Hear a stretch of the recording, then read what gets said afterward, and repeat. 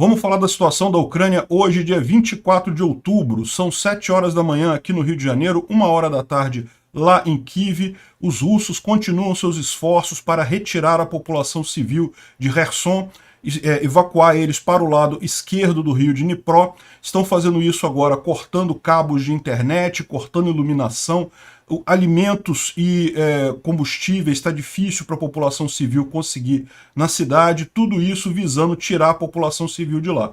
Alguns dizem que é porque eles pretendem entregar a cidade para os ucranianos, mas agora o pessoal está dizendo que não, que na verdade é porque eles querem reforçar a presença militar ali. Estão tirando os civis para ajudar os militares.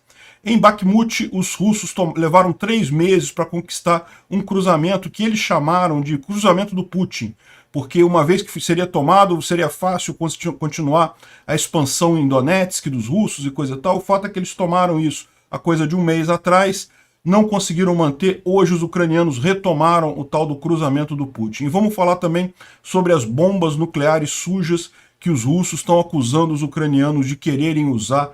Que lógica teria isso, né? Vamos ver esses assuntos em detalhes. Essas notícias foram sugeridas por Onça Vegana, Éder Sena e várias outras pessoas. Obrigado aí ao pessoal que sugeriu a notícia. Obrigado a você que está assistindo o nosso vídeo. Se você gosta do nosso conteúdo, por favor, deixe o seu like e se inscreva aqui no canal, né? Pois bem, como vocês podem ver aqui, em toda a Ucrânia está com alerta de... Até surgiram mais alguns agora. Está com alerta de mísseis. Então, essa manhã de segunda-feira lá na Ucrânia, que começou relativamente tranquila, com as cidades funcionando de forma normal, Kyiv, Lviv, todas elas, agora está já com a sombra de mais um ataque russo com mísseis e com drones iranianos. A gente não sabe a gravidade desse ataque, porque esses alertas acabaram de surgir, indicando que isso deve acontecer agora na parte da tarde lá na Ucrânia. A gente provavelmente vai falar sobre isso amanhã, se for algo significativo, né? Muitas vezes também tem esses alertas de mísseis e acaba sendo um alarme falso, ou acabam sendo muito poucos mísseis no final das contas. Vamos aguardar para entender o que está acontecendo lá, né? O que a gente tem de notícia principal aqui no front, a gente vai começar falando aqui sobre Kherson. Kherson, como vocês sabem, ele já está há alguns dias, os russos já ordenaram a evacuação de civis aqui de Kherson, a cidade que fica na margem direita do rio de Dnipro. Isso está acontecendo, os civis estão saindo, mas aí a coisa está piorando com o tempo, né? Aqui está um propagandista russo em Kherson preocupado porque a maior parte dos postos de combustível está fechado, justamente em função de não conseguirem abastecer a cidade de forma adequada, né? Lembra que todo o abastecimento de Kherson tem que ser feito via barcaças, via ferry boat. Por quê? Embora exista estrada para esse lado de cá, essa estrada só pode ser usada pelos ucranianos. Então, os russos, para abastecer a cidade, continuam precisando depender de barcaças aqui, né? E os poucos postos que estão aceitando, que ainda tem combustível, só estão aceitando hryvnia, que é a moeda ucraniana, não aceitam mais rublos, que é a moeda russa, né? Além disso, está com falta de alimentos em praticamente todos os supermercados lá em Kherson. Dá para ver aqui que muitas prateleiras vazias estão com dificuldade de manter os supermercados abastecidos. E há quem diga que, na verdade, isso daqui é deliberadamente um esforço dos russos para justamente forçar a população a sair da cidade, né? Os russos também cortaram os cabos de comunicação, de telefone, de internet, e a cidade está... Vários distritos, vários locais de Kherson estão sem internet e sem celular por conta disso, né? Porque as antenas de celular muitas vezes também se comunicam usando cabos. Então esses cabos foram cortados, então muita gente está sem internet lá na cidade, ou seja, parece tudo isso fazer parte do esforço russo para os residentes de lá saírem. E muita gente entende também que já é uma preparação para quando os ucranianos chegarem lá, encontrarem terra arrasada, né? Eles sabem que não conseguem manter a cidade, sabem que a Rússia vai perder a cidade. A questão toda agora é a questão de custo. Quanto é que vai custar para os ucranianos retomarem Kherson, né? Bom, uma coisa curiosa, ontem, lembra que a gente falou sobre uma lista de coisas que um blogger russo falou que era para ser tirado de Kherson pelas tropas russas, né? Coisas que tinham valor, né? Para você ver como é que a Rússia está agindo simplesmente como um ladrão. Invadiu a cidade, está tirando coisas de valor da cidade e levando agora que está saindo, né? Então falaram, por exemplo, monumento a Ushakov, Sovurov, e eram os primeiros da lista aqui, né? Potemkin, Ushakov, Sovurov. O Potemkin não mexeram ainda, mas olha só, o Shovurov é esse daqui, e já foi retirado de lá. Esse daqui é o outro, é o Suvorov, também foi retirado já, que já está com o busto dele já está vazio aqui, ó, tiraram o busto dele. E aqui também o Shakov, também retirado ali de frente da administração de Kherson. Ficava aqui essa estátua, não está mais, né? Enfim, parece que os russos estão mesmo roubando até as estátuas lá da região, né? Que coisa. Bom, aí aquele negócio, a gente vem na ideia aqui que os russos estão recuando na região, né? Estão abandonando a margem direita do Dnipro. Isso, de fato, eles vão acabar perdendo essa área, a gente sabe disso. Mas tá aqui, ó, falando, a Rússia retirou de Kherson seus oficiais e deixou apenas soldados inexperientes para controlar a cidade anexada ilegalmente, né? Mas tem algumas coisas que não colam com essa hipótese. Como a gente falou, embora eles estejam tirando civis, eles estão mandando tropas inexperientes, é verdade, tropas recém-recrutadas, mas estão mandando tropas novas para Kherson. E uma coisa que o pessoal está levantando aqui, olha só, a inteligência ucraniana falou que as falas dos russos sobre evacuação e retirada de tropas de Kherson são uma operação informacional para criar a falsa impressão de que tudo está perdido naquela área e para estimular os ucranianos a atacarem antes aquilo ali, né? Então pode ser que seja realmente uma tentativa dos russos de se parecer mais fraco para tentar pegar os ucranianos numa armadilha. Segundo ele disse, não, de fato está havendo um aumento de tropas na região com o objetivo de derrotar nossas forças que estão avançando ali em Kherson. Então, ao contrário do que os russos estão dizendo, eles não estão saindo de Kherson, eles estão reforçando o poderio militar lá. Poxa, mas você fala, são coisas incoerentes. A gente está vendo aqui que eles realmente estão saindo, estão tirando mantimentos, estão tirando coisas ali do pessoal civil. A coisa toda é exatamente essa. Eles estão querendo retirar o pessoal civil. Por quê? Lembra como a gente explicou para vocês que tudo para alimentar Kherson agora tem que passar por barcas através do rio Dnipro, né? Os ucranianos destruíram as pontes que haviam aqui e mesmo a represa de Nova Kakhovka é difícil deles usarem porque houve vários ataques ucranianos em regiões-chave ali. Os ucranianos não atacaram a represa em si, mas estradas chegando ali, né? Aquela pontezinha sobre a Eclusa. Enfim, os russos acabam tendo que usar muito mais ferry boat para abastecer todo esse lado direito, essa margem direita do rio Dnipro. E aí o que acontece? A população consome muita coisa. Então essas barcas acabam sendo divididas entre a população civil e os militares. O que os militares estão querendo fazer? Estão querendo tirar a população civil, tirar todo mundo de lá, justamente para as barcaças agora, para esse serviço de ferry boat, passar a ser usado exclusivamente pelos militares. Assim, eles poderiam aumentar um pouco a capacidade de suprimento das tropas deles na margem direita do Dnipro, né? Como a gente explicou há algum tempo atrás, as tropas russas nessa região aqui exigem em torno de 4.000 toneladas diárias de mantimentos, munição, enfim, combustível, de um monte de coisa. E os russos só estavam conseguindo mandar, depois da destruição das pontes, entre 1.200 e 1.300 toneladas por dia, o que significa que as tropas russas foram ficando desabastecidas com o tempo. Nesse momento elas estão muito fracas, por este motivo que os ucranianos estão conseguindo avançar aqui, tá? A gente ainda está sobre silêncio operacional, ou seja, os ucranianos não falam absolutamente nada sobre o que está acontecendo, mas a gente tem algumas informações aí que dão conta que eles já estariam muito próximos de Milov, e chegando aqui pelo norte. Então, ou seja, muito em breve a gente vai ter novidades aí com um avanço significativo dos ucranianos aqui.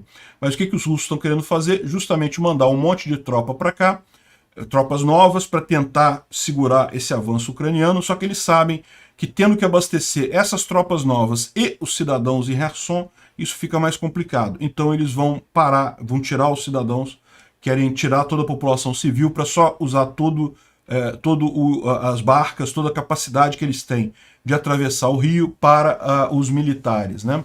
Então isso é o que está dizendo justamente a inteligência ucraniana nessa região. Faz sentido, isso faz sentido sim, não quer dizer que vão ter sucesso. É aquilo que eu falei para vocês, de fato, eles vão colocar mais tropas nessa região, mas essas tropas novas são tropas inexperientes, tropas novatas, que vão acabar, vão ajudar alguma coisa, tá? Não descarto, é errado dizer que não vai mudar nada com os novos conscritos. Não, vai mudar, eles vão ter alguma vantagem, mas ainda assim vão estar muito aquém do exército ucraniano, que está muito melhor posicionado nessa região, né?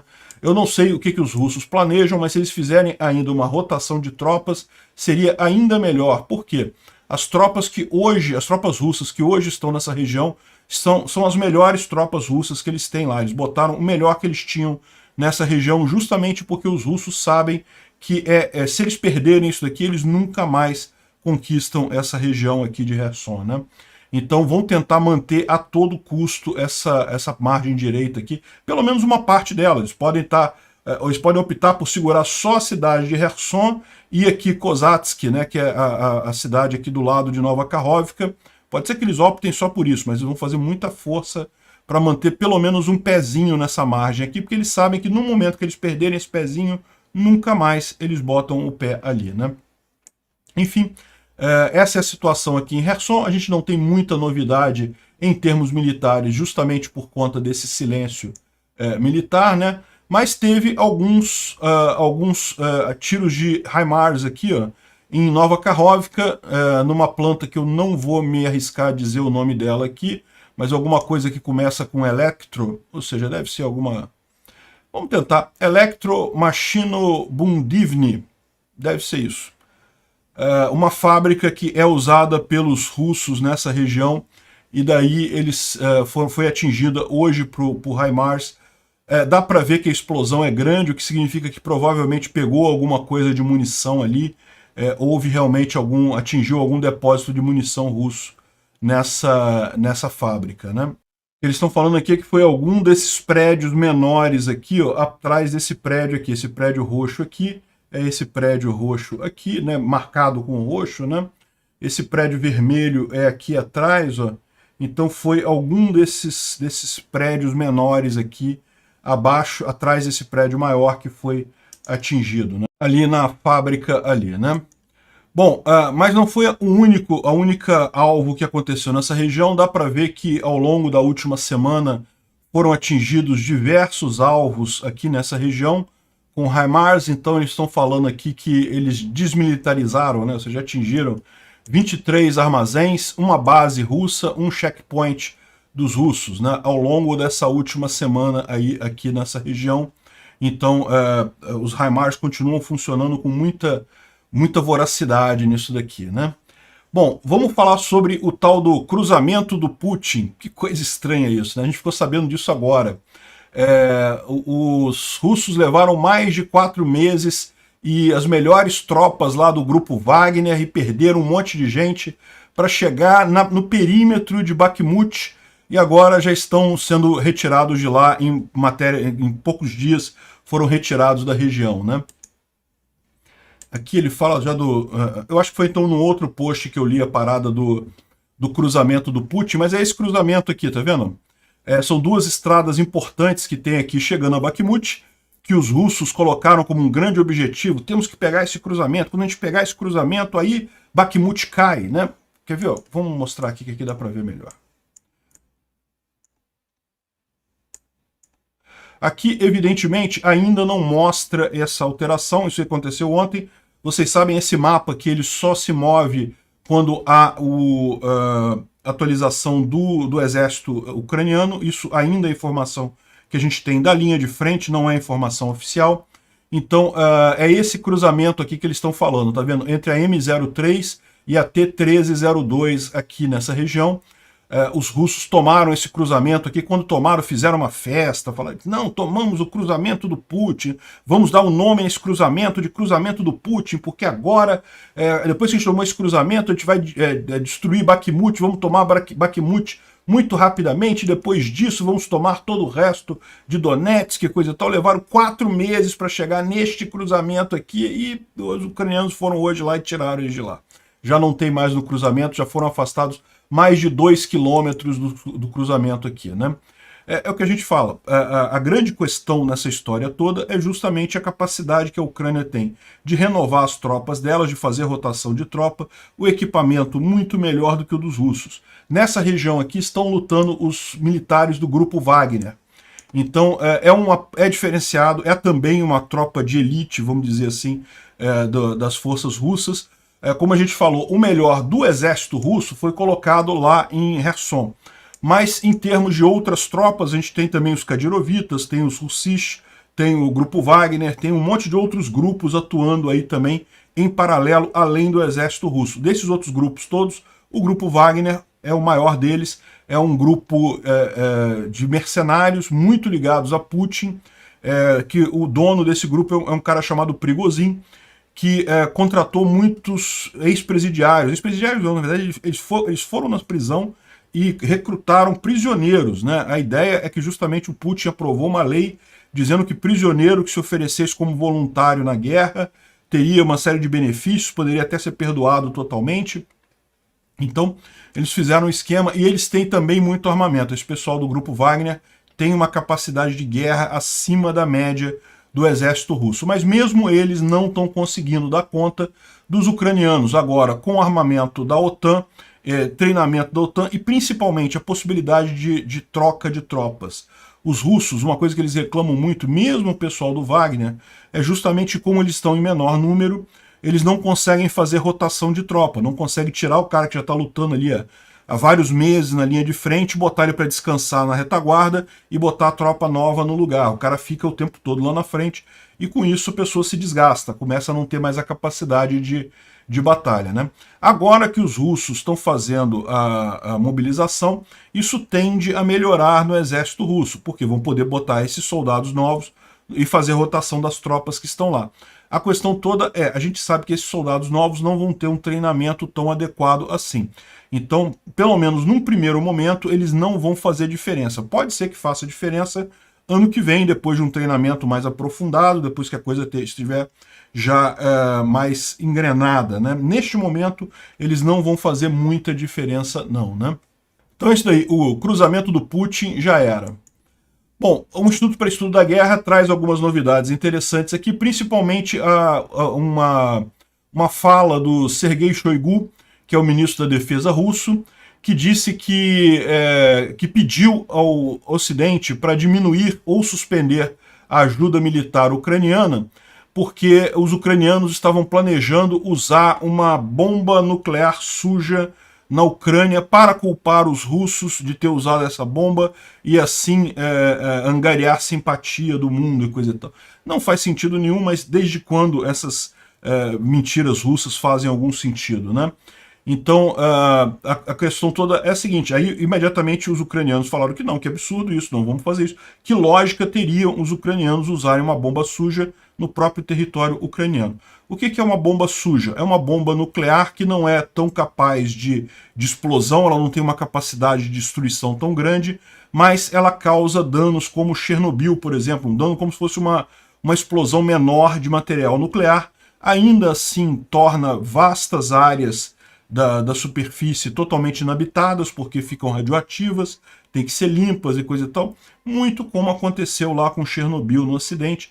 Então é um risco muito grande que as pessoas têm, esse negócio de bomba suja, e principalmente porque conseguem ser artefatos menores, não precisam ser enviados por mísseis e coisa e tal, podem ser preparados, por exemplo, você pode imaginar que os russos pegaram material exaurido da usina de Enerhodar ali em Zaporizhia e podem ter preparado uma bomba suja com isso. É só pegar um monte de urânio e material radioativo e botar um explosivo convencional, um TNT da vida, e a ideia é essa, o TNT explode, não vai ser uma explosão nuclear, isso não vai causar fissão nuclear e uma bomba atômica, mas vai espalhar aquele urânio, aquele material radioativo todo numa área grande, e com isso você vai matar as pessoas que estão ali, porque a radiação mata, você vai envenenar o solo, enfim, né, é uma coisa terrível, uma bomba suja também. E é isso que eles estão falando aqui, a impressão que dá justamente é que eles estão querendo dissuadir os ocidentais de ajudarem a Ucrânia por hora. Na verdade, parece que a grande estratégia dos russos nesse momento é tentar alguma forma de congelar a guerra no inverno. Porque é o que eu estou falando para vocês. Os mobilizados russos, por hora, não vão ser úteis. Ano que vem, na primavera do ano que vem, pode ser que eles já estejam adequadamente treinados, já passem a ser úteis. Então, o problema dos russos é que eles provavelmente não vão durar esse tempo todo, né? Quando chegar a primavera do ano que vem, os russos já vão estar numa situação tão ruim, já vão ter perdido tanto território na Ucrânia, que não vai ter muito mais o que eles possam fazer com esses recrutas novos. Então o que eles querem agora, parece que esse é o objetivo dos russos, é congelar a coisa. Não, vamos parar, vamos fazer um cessar-fogo até ano que vem para, né, enfim, é o que eles querem. Não vai adiantar, a Ucrânia não vai cair nessa, né? E outra coisa que eles estão dizendo é que, segundo o Instituto para Estudo da Guerra, é que é pouco provável que os russos usem uma bomba suja como um ataque de false flag, ou seja, os russos disseram que os ucranianos estão preparando a bomba suja. Isso sugere que pode ser os russos que estão fazendo isso. Mas ele está dizendo aqui que é pouco provável que isso aconteça, porque o uso de tal bomba suja seria imediatamente creditada aos russos e fatalmente faria a OTAN entrar nessa guerra e em poucas semanas chegar lá no Kremlin e tirar o Putin a dedada do palácio lá do Kremlin, né? Então isso tudo muito provavelmente é um blefe, mas é um blefe muito mal feito, o que significa que até de blefes bons os russos estão ficando em falta agora, né? O Dmytro Kuleba, que é um oficial do governo americano, disse que é falso, é lógico, é algo absurdo sugerir isso, e que os ucranianos usariam uma bomba suja. A Ucrânia ela é assinante do Tratado de Não Proliferação Nuclear, e não tem nenhuma bomba suja, e não tem planos para ter nenhuma. E, segundo os russos, normalmente acusam outros do que eles estão planejando fazer, né?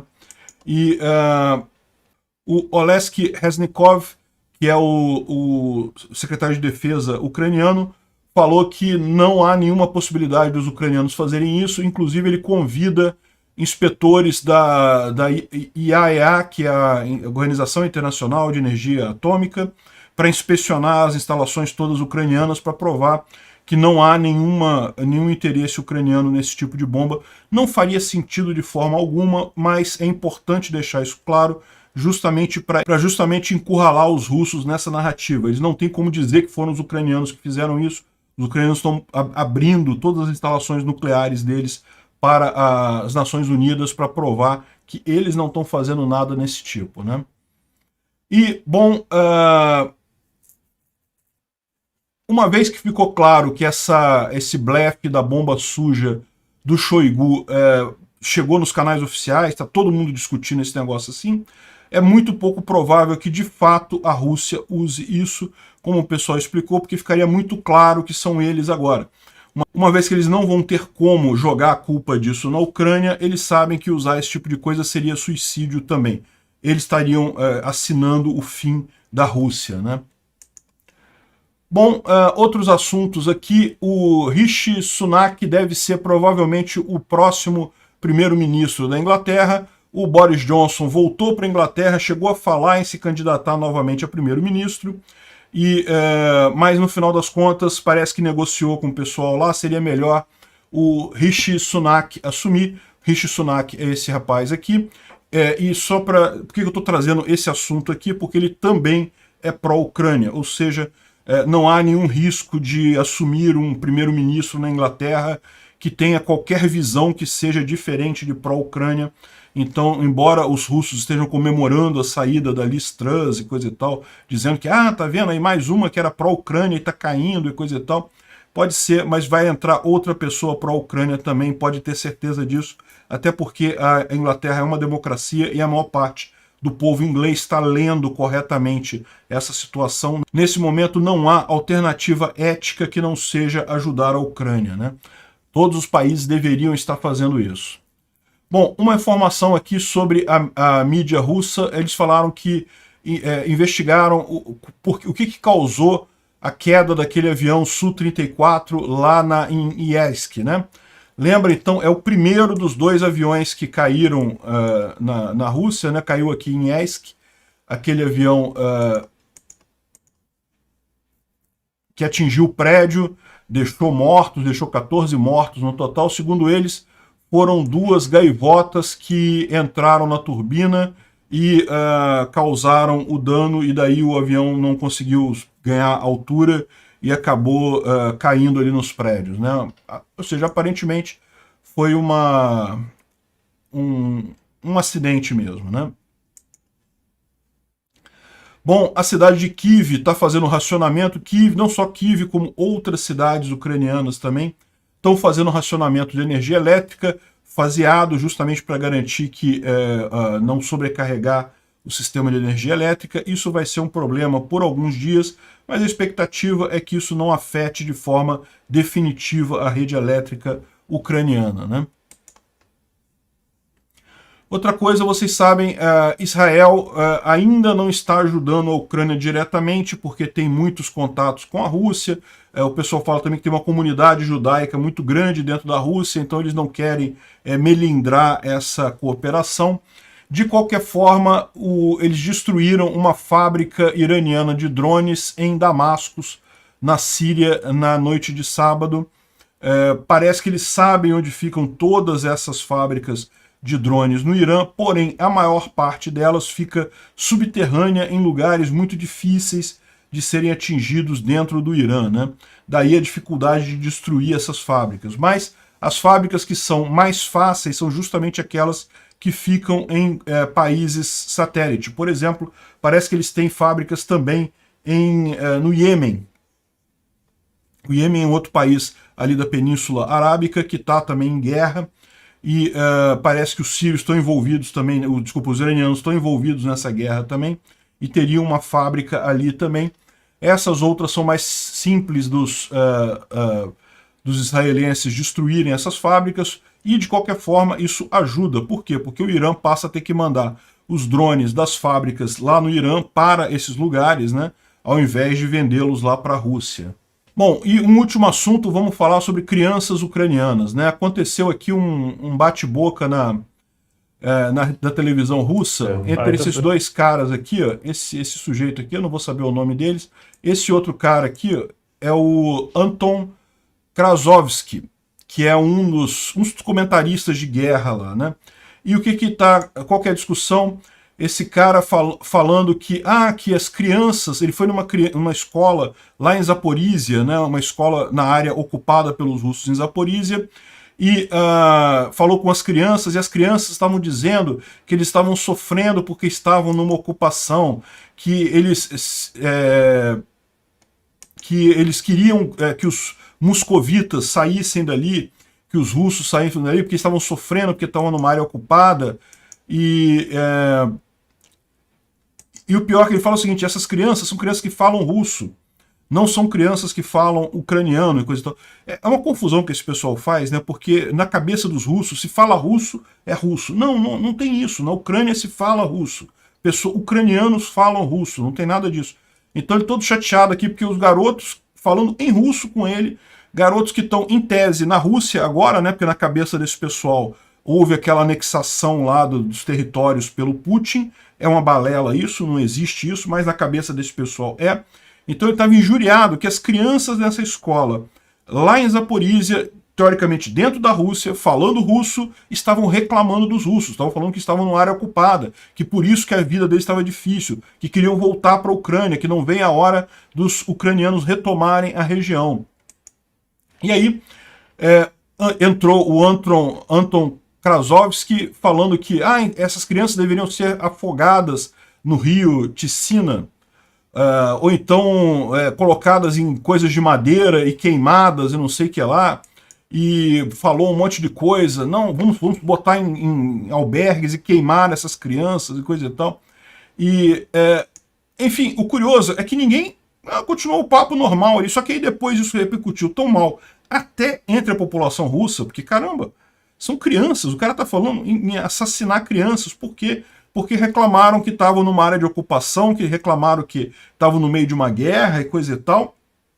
Esse é o sentimento. Os caras foram tão longe na propaganda deles, porque, veja, esse tipo de coisa de dizer que tem que matar todos os ucranianos e coisa e tal, isso já é um pensamento comum para os russos lá, né? A propaganda do pessoal está indo longe nesse sentido. Agora, no final das contas, eles ficam foram tão longe nisso daí que até o povo russo criticou esse tipo de coisa. Porque é absurdo isso daí, não tem uma lógica nenhuma, né? Aí esse cara aqui, o Anton Krozovsky, ele acabou fazendo um pedido de desculpas formal, foi afastado da rede de televisão, a Russia Today suspendeu o cara e ele fez um pedido de desculpas e coisa e tal. Mas como lembra que a Sarah Rainsford da BBC, isso aí é só a ponta do iceberg. Ele falou demais, se exaltou, sim, mas o sentimento russo não é tão diferente desse no final das contas não, né? E é um absurdo realmente o que está acontecendo, as crianças viraram um ativo nessa guerra, né? Os russos têm feito deportação em massa de crianças, de adoção de crianças ucranianas, virou quase espólio de guerra, né? Um absurdo completo o que os russos estão fazendo com as crianças nessas regiões ocupadas da Ucrânia aqui, que infelizmente ainda estão nessa situação, né? Vamos torcer para isso acabar o mais rápido possível. É um absurdo completo. Obrigado por assistir o vídeo até o final. Além de curtir, compartilhar e se inscrever no canal, considere se tornar patrocinador com valores a partir de R$ 1,99. Clique no botão Seja Membro abaixo para saber as condições e vantagens de patrocinar o canal. Mais informações sobre o nosso projeto, visite nossos sites indicados na tela.